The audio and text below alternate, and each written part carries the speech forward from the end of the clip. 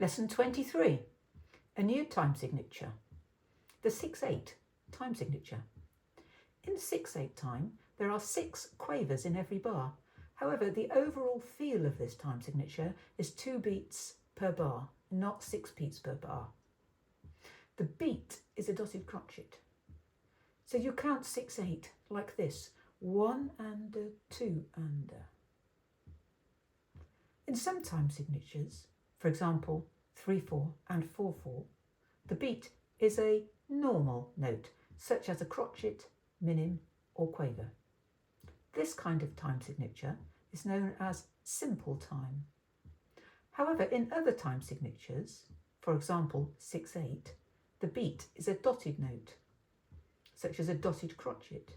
If the beat is a dotted note, this is compound time. Hickory Dickory Dock, the next tune, is in compound time. So there are 6 quavers in each bar, but they are arranged as 2 sets of 3, so they feel like 2 beats in a bar. Here is Hickory Dickory Dock.